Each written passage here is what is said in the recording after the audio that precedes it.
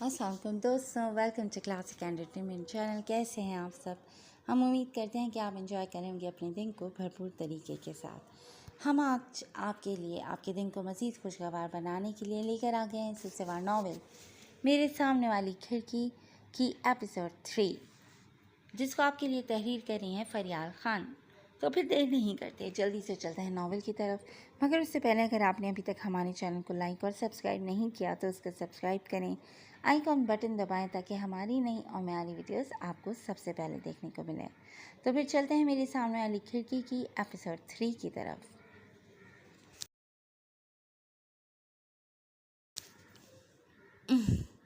چائے کا پہلا گھونٹ لیتے ہی احمد نے اتنا برا منہ بنایا جیسے چائے نہیں کریلے کا رس پی لیا ہو۔ یہ کیسی کڑوی کسیلی چائے بنائی ہے تو نے ہادی؟ اس نے بدمزہ ہو کر کپ فرش پر رکھا۔ اسے کوئی جواب دینے کے بجائے آلتی پالتی مارے بیٹھا فرحاد ہنوز اتنے انہماک سے سلائس پر مکھن لگاتا رہا جیسے اس سے ضروری کام تو کوئی ہے ہی نہیں۔ تینوں حسب معمول کمرے کے وسط میں ناشتے کی ٹرے لیے اس کے گرد بیٹھے ناشتہ کر رہے تھے، کیونکہ اس ایک کمرے میں 2 سنگل بیڈز، ایک سنگل میٹریس، ایک الماری اور ایک عدد رائٹنگ ٹیبل کے علاوہ مزید کوئی سامان رکھنے کی جگہ نہیں تھی۔ اسی لیے یہ لوگ زمین پر یوں ہی بیٹھ کر کھانا کھا پی لیا کرتے تھے۔ تجھ سے بات کر رہا ہوں، کل سے تیرا منہ کیوں بنا ہوا ہے؟ احمد نے جل کر دھیان دلایا۔ اس کیوں کا جواب تم دونوں اچھی طرح سے جانتے ہو۔ سلائس پر کارروائی جاری رکھے ہوئے ہی سپاٹ جواب ملا۔ یار سوری بولا تو ہے ہم نے کہ بس تجھے تنگ کرنے کے لیے بک شاپ پر ایسا کیا۔ ایک لڑکی کے چکر میں تو دوستوں سے بیر باندھ کر بیٹھ جائے گا۔ اب رمیز نے بھی مداخلت کی۔ تنگ کرنے کے لیے تم لوگوں کو وہی موقع ملا تھا۔ اب اس نے بھی برہمی سے نظر اٹھائی۔ اور مذاق بھی اتنا خطرناک کہ میں نے کلب میں زیادہ پی لی تھی۔ زیادہ تو چھوڑ، میں نے تو کبھی تھوڑی سی بھی نہیں پی۔ کلب کی شکل نہیں دیکھی اور تم لوگوں نے اس کے سامنے مجھے پورا عیاش شرابی بنا دیا۔ کیا سوچ رہی ہوگی میرے بارے میں؟ اس کا کل والا سارا غصہ پھر عود آیا تھا جو ابھی تک باہر نہیں نکلا تھا۔ کچھ نہیں سوچ رہی ہوگی، وہ کوئی ننھی بچی نہیں ہے جو اتنی سی بات نہ سمجھ پائے کہ ہم تجھے تنگ کر رہے تھے۔ اور اگر اس نے ہمارے مذاق کو سچ مان بھی لیا تو تجھے کون سا اس سے رشتہ داری جوڑنی ہے جو اتنا پاگل ہوا جا رہا ہے۔ رمیز بھی دوبدو ہوا۔ تم جیسے دشمن نما دوستوں کے رہتے کوئی رشتہ جڑ بھی نہیں سکتا۔ فرحاد نے دانت پیس کر انہیں گھورا۔ کل تو نے بھی تو عالیہ کو انکار کروا کر میرا چانس مس کیا تھا۔ میں تو تجھ سے ناراض نہیں ہوا، احمد نے یاد دلاتے ہوئے جتایا۔ میں نے جان بوجھ کر انکار نہیں کروایا تھا۔ وہ ٹرک سچ میں کام کرتی ہے، مگر صرف ہینڈسم لڑکوں پر، تیرے جیسے پھٹیچے پر نہیں۔ فرحاد نے بھی ایک دم لحاظ کا دامن چھوڑا تو احمد کے تن بدن میں آگ لگ گئی۔ اچھا میں پھٹیچر ہوں اور تو کیا ہے، آسمان سے اترا شہزادہ؟ وہ بھی سلوگ اٹھا۔ آسمان سے اترا نہ صحیح مگر کسی شہزادے سے کم بھی نہیں ہوں۔ فرحاد کی بے نیازی عروج پر تھی، کیونکہ اپنی وجاہت سے وہ خود بھی اچھی طرح واقف تھا۔ ہاں تو کیوں رہ رہا ہے ہم پھٹیچروں کے ساتھ؟ اپنے باپ سے بولنا، تیرے لیے یونیورسٹی کے سامنے عالیشان محل تعمیر کروا دیں گے۔ وہ بھی بھرپور جوابی وار کر رہا تھا۔ بس کر دو یار، کیا صبح صبح بنا بات کے کتوں کی طرح لڑ جا رہے ہو؟ بالآخر رمیز نے زچ ہو کر مداخلت کی۔ اس کو سمجھا، یہی خواہ میرے منہ لگ رہا ہے۔ فرحاد نے چڑ کر احمد کی جانب اشارہ کیا۔ ہاں آپ کے منہ میں تو زبان ہی نہیں، آپ تو ننھے کاکے ہیں۔ احمد اب بھی باز نہیں آیا۔ میں تم دونوں سے کہہ رہا ہوں، رمیز نے سختی سے ٹوکا۔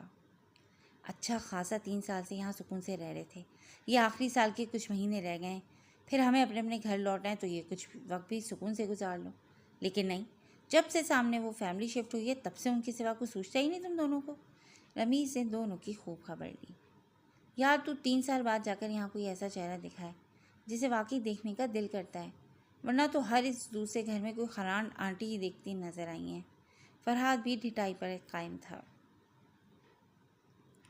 اتنا عرصہ جو محلے میں شریف لڑکوں کے نام سے ہماری عزت بنی ہے، مجھے لگتا ہے تم دونوں کی وجہ سے اس کی مٹی پلید ہو جائے گی اور فائنلی دھکے مار کر ہمیں اس محلے سے نکالا جائے گا۔ رمیز نے برہمی سے اپنی بے بسی سے پیشن گوئی کی۔ ایسی بھی کون سی بدماشی کر دی ہم نے؟ فرحاد نے حیرت سے دھیان دلایا۔ اور نہیں تو کیا، پیار کرنا کوئی جرم تو نہیں ہے۔ احمد نے بھی فرحاد کی تائید کی۔ اتنی جلدی پیار بھی ہو گیا؟ رمیز کی آنکھیں حیرت سے پھیل گئیں۔ وہ تو ایک پل میں ہو جاتا ہے۔ احمد نے فلمی انداز میں خود پر زبردستی کی گھمبیرتا طاری کرنا چاہی۔ فیل بھی ایک پل میں کر سکتا ہے ٹیچر، اگر آنسر شیٹ پر کچھ نہ لکھا ہو تو۔ اور آنسر شیٹ بھرنے کے لیے لیکچر اٹینڈ کرنے پڑتے ہیں، اسی لیے اب اٹھو ورنہ لیٹ ہو جاؤ گے۔ وہ دونوں کو لتاڑتے ہوئے اٹھا اور چینج کرنے کے لیے باتھ روم میں چلا گیا۔ اس کا بھی کہیں ٹاکا فٹ کرنا پڑے گا ہادی، ورنہ یہ اپنے کو بھاشن دے دے کر پاگل کر دے گا، احمد نے پرسوچ انداز میں کہا۔ چند لمحوں قبل جو کتے بلی کی طرح لڑ رہے تھے، اب وہ دونوں ساری بحث بھلائے ایک نئے نقطے پر سوچ میں پڑ گئے۔ ٹھیک کہہ رہے تو، مگر اس کی شرافت کی پیپڑی جھیلنے کے لیے بھلا کون تیار ہوگی؟ ہمنا ہے نا اس کام کے لیے۔ یشوا نے جھٹ ہمنا کی جانب دیکھا۔ میں اپنی پسند اسے سمجھا دوں گی، یہ اس حساب سے ڈریس کا اسکیچ تیار کر دے گی اور پھر تم اسے دیکھ کر ڈریس سی دینا۔ سمپل۔ یشوا نے چٹکیوں میں مسئلہ حل کیا تو عائشہ اسے گھور کر رہ گئی۔ چاروں بھائی بہن اس وقت ناشتے کے لیے ڈائننگ ٹیبل کے گرد اکٹھا تھے۔ نہیں بھائی نہیں، مجھ سے کوئی امید مت رکھیے گا، میرے ایگزام سر پر ہیں اور اس بیچ کوئی بھی فضول کام کیے بنا مجھے صرف اور صرف پڑھنا ہے بس۔ ہمنا نے پہلے ہی اپنے ہاتھ کھڑے کر لیے۔ ارے تمہاری پڑھائی پر یاد آیا ہمنا، تمہارے ٹیوٹر اب نہیں آئیں گے۔ جہانزیب نے یکدم یاد آنے پر اطلاع دی۔ کیا؟ لیکن کیوں؟ ہمنا پر تو بم ہی گر گیا تھا۔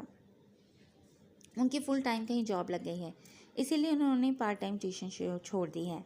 کل رات ہی میری ان سے فون پر بات ہوئی، جہانزیب نے وضاحت کی۔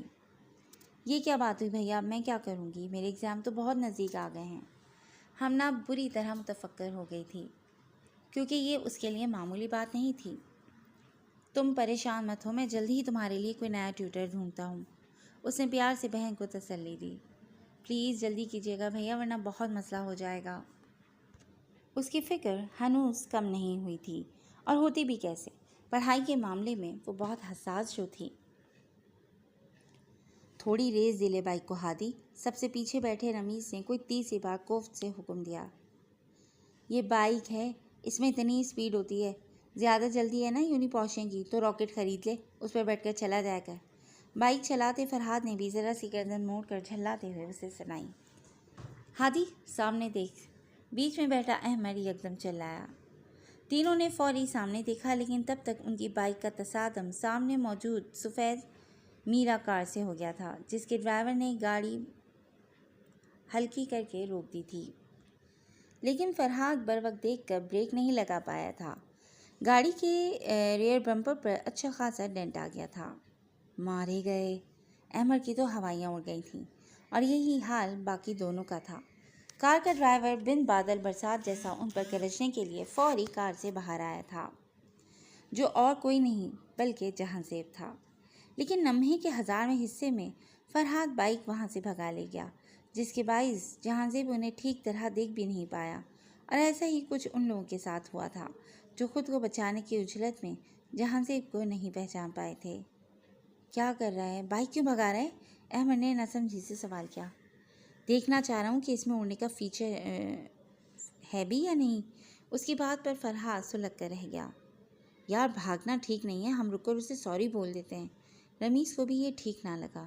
تو چپ ہی رہ، ڈبل بیٹری، یہ سب تیری وجہ سے ہی تو ہوا ہے، نہ تو میرا دماغ کھاتا اور نہ یہ سب ہوتا۔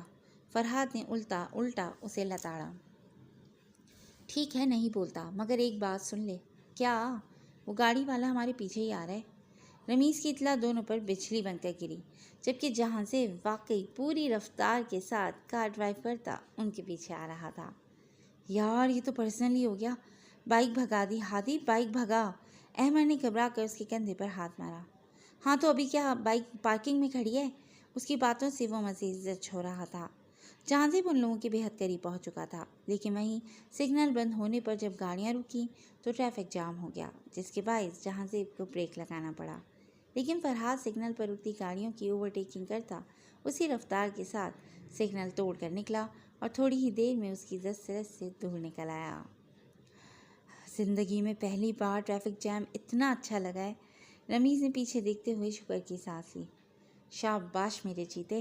احمد نے ایک بار پھر اس کے کندھے پر ہاتھ مارا۔ یا رمیز، اس کے ہاتھ پکڑ کر بیٹھ۔ فرحاد نے چڑھ کر ٹوکا اور ساتھ ہی بائک اپنی منزل کی جانب بڑھتی چلی گئی۔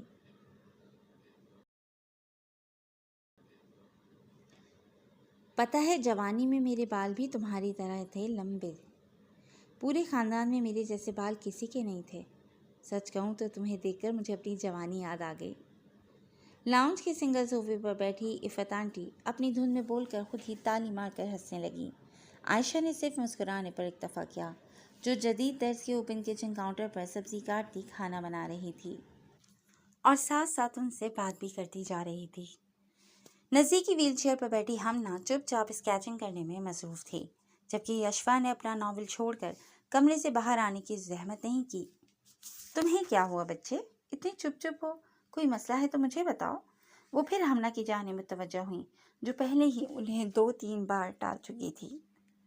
مجھے ارجنٹ ٹیوٹر کی ضرورت ہے، انتظام کر سکتی ہیں آپ؟ اس نے ضبط کرتے انداز میں سوال کر ڈالا، کیونکہ وہ پہلے ہی صبح سے متفکر تھی، اوپر سے عفت آنٹی کی نان اسٹاپ چلتی زبان۔ ہمنا، عائشہ نے جلدی سے ٹوکا۔ ٹوٹر؟ یہ کیا کوئی کھانے کی چیز ہوتی ہے؟ انہوں نے ناسمجھی سے دہرایا۔ آنٹی، ٹیوٹر مطلب ٹیوشن ٹیچر، جو گھر آ کر پڑھاتے ہیں۔ ہمنا کے امتحان ہونے والے ہیں اور جو پرانے ٹیچر تھے وہ اب نہیں آئیں گے، نئے ٹیچر کی ضرورت ہے، اس لیے یہ تھوڑی اپسٹ ہے۔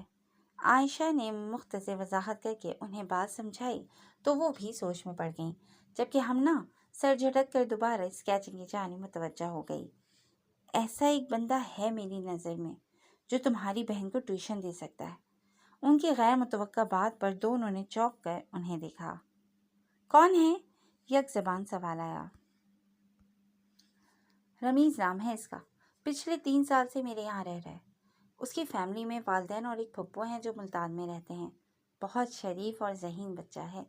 یہ پچھلی گلی والے اشرف بھائی ہیں نا، ان کے بیٹے کو میٹرک کے امتحان کی تیاری اسی نے کروائی تھی پچھلے سال، اور بہت اچھے نمبر لیے تھے لڑکے نے۔ اگر تم بولو تو میں تمہاری بہن کے لیے اس سے بات کروں بیٹا؟ عفت آنٹی نے تحمل سے رمیز کا بایو ڈیٹا جہان زیب کو بتایا، جسے وہ چپ چاپ سنتا رہا۔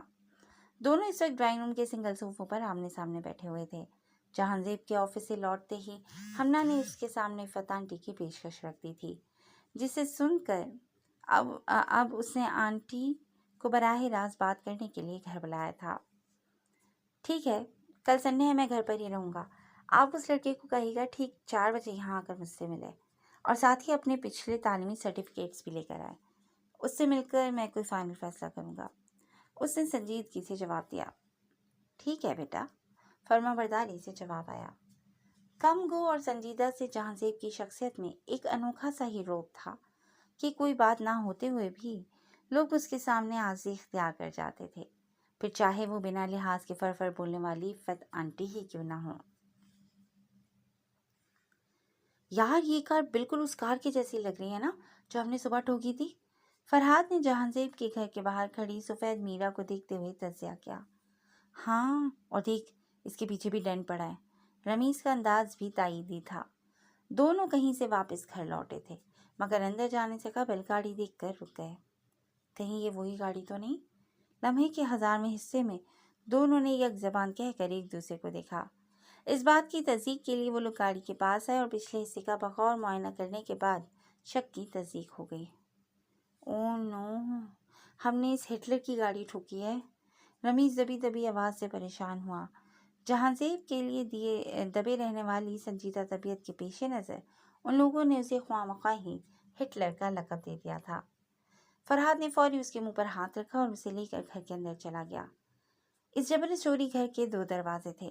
بڑا مین گیٹ نیچے عفت آنٹی کے گھر میں کھلتا تھا، اور اس کے بعد اب بنا چھوٹا گیٹ کھولتے ہی سیڑھیاں تھیں جو سیدھا اوپر بنے ان لڑکوں کے کمروں میں جا رہی تھیں۔ یعنی ایک ہی گھر ہوتے ہوئے دونوں کے راستے الگ تھے۔ یار، یہ ہماری چمڑی ادھیڑ کر اپنا نقصان پورا کرے گا۔ سیڑھیاں چڑھتے رمیز کی تو روح فنا ہونے لگی تھی۔ نہیں کرے گا، اس کے برعکس فرحاد مطمئن تھا۔ کیوں نہیں کرے گا؟ کیونکہ جیسے ہمیں نہیں پتا چلا کہ ہم نے کس کی گاڑی ٹھوکی تھی، ویسے ہی اسے بھی نہیں پتا کہ یہ سب کرنے والے ہم ہیں۔ ہماری طرح اس نے بھی ٹھیک سے ہمارے چہرے نہیں دیکھے، ورنہ اب تک وہ گھر آ کر ہنگامہ کھڑا کر چکا ہوتا۔ فرحاد نے اطمینان سے وضاحت کی، جس میں وزن تھا۔ تب تک دونوں اوپر کمرے کے پاس پہنچ چکے تھے۔ دونوں دروازہ کھول کر اندر آئے تو سامنے ہی احمد بے چینی سے یہاں وہاں ٹہلتا ملا۔ اچھا ہوا تم لوگ آ گئے، تم لوگوں کو ایک دھماکے دار بات بتانی ہے۔ وہ اچھلت میں ان کی جانب آیا۔ ہمارے پاس بھی ایک بریکنگ نیوز ہے۔ رمیز بھی اس پر وہ بجلی گرانا چاہ رہا تھا جو نیچے پر گری۔ میری نیوز زیادہ بریکنگ ہے۔ وہ اپنی بات پر قائم تھا۔ اب بھوگ بھی دو۔ فرحاد زد ہوا۔ ابھی تھوڑی دیر پہلے عفت آنٹی آئی تھیں رمیز کے لیے جاب آفر لے کر۔ اس نے سنسنی پھیلانا شروع کی۔ کیسی جاب؟ جھاڑو پوچھنے کی یا برتن دھونے کی؟ فرحاد سیریس نہیں تھا۔ سامنے والے ہٹلر کی چھوٹی بہن کو ٹیوشن پڑھانے کی جاب۔ اس نے بالآخر بم پھوڑ ہی دیا، جسے سن کر دونوں ہکا بکا رہ گئے۔ کیا؟ فرحاد اور رمیز تقریباً چیخ پڑے۔ بس فرق اتنا تھا کہ فرحاد خوشی سے چیخا تھا اور رمیز حیرت سے۔ تیری گڈ بوائے والی امیج کام آ گئی۔ عفت آنٹی نے تجھے وہاں ریفر کیا ہے۔ کل ہٹلر نے تجھے انٹرویو کے لیے بلایا ہے۔ اگر تو پاس ہو گیا تو لڑکی کی ایگزام تک جاب پکی، وہ بھی مناسب تنخواہ کے ساتھ۔ احمد مزید بتاتے ہوئے بالکل اس کے مقابلہ کھڑا ہوا۔ میں نے پورا پلان ترتیب دے دیا ہے۔ تو کل اچھے سے انٹرویو پاس کر کے وہاں انٹری لے، وہاں کی خبر ہمیں لا کر دے اور ہمارا وہاں اچھا امیج بنا۔ ایک بار تو ان کی گڈ بکس میں آ گیا نا تو ہم آٹومیٹیکلی اچھے ہو جائیں گے۔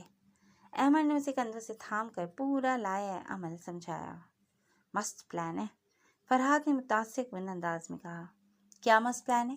میں نہیں پڑنے والا ہوں ان چکروں میں، یہ غلط راستہ ہے۔ رمیز نے اس کے ہاتھ ہٹاتے ہوئے صاف انکار کیا۔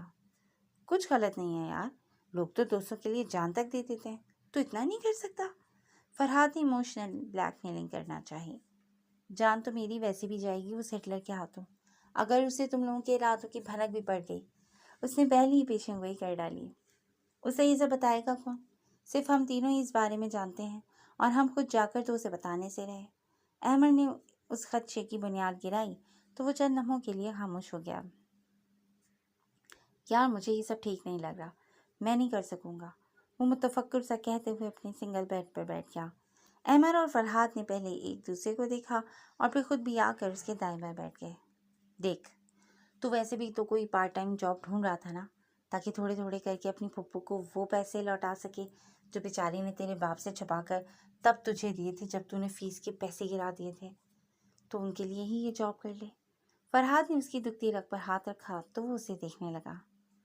ہاں، اس جاب کا مقصد صرف یہ تھوڑی ہے کہ تو ہمارے ٹاکے فٹ کرنے کا ذریعہ بنے گا، بلکہ تو پڑھائی میں اچھا ہے تو اپنی اسکل سے کسی کی مدد ہی کر دے۔ آنٹی بتا رہی تھی کہ بیچاری لڑکی پولیو کی وجہ سے معذور ہے، تو پرائیویٹ پڑھ رہی ہے اور اچانک ٹیوٹر کے جانے سے بہت پریشان ہو گئی ہے۔ پریشانی میں کسی کی مدد کرنا تو ثواب کا کام ہوتا ہے نا۔ احمد نے بھی رسان سے اسے ایموشنل کرنا چاہا۔ وہ کوئی بھی جواب دینے کی بجائے سوچ میں پڑ گیا، جیسے شدید شش پنج میں مبتلا ہو کہ کیا کرے اور کیا نہیں، جبکہ وہ دونوں کبھی اسے دیکھتے تو کبھی ایک دوسرے کو، گویا انہیں حسب منشا فیصلہ آنے کی امید ہو۔ ٹھیک ہے، بالآخر اس نے تھک کر ہتھیار ڈال دیے، جس کے باعث دونوں کے چہروں پر مسرت دوڑ گئی۔ یہ ہوئی نا بات میرے یار۔ دونوں لاڈ جتاتے ہوئے اس سے لپٹ گئے اور وہ بس سوچ کر رہ گیا کہ ان دونوں کے بیچ پھنس کر نہ جانے اس کے ساتھ آگے کیا کیا ہونے والا ہے۔ جی دوستو، کیسی لگی آپ کو آج کی ایپیسوڈ؟ یقیناً پسند آ رہی ہوگی یہ ہلکی پھلکی نوک جھوک سے بھرا ناول۔ تو جناب ہمیں اپنے کمنٹ سیکشن میں اپنی رائے سے ضرور آگاہ کیجیے گا اور جڑے رہیے گا کلاسک انٹرٹینمنٹ چینل کے ساتھ، جہاں بہت جلد ہم ایک نئی ایپیسوڈ لے کر حاضر ہوں گے۔ ٹل دین ٹیک کیئر اینڈ اللہ حافظ۔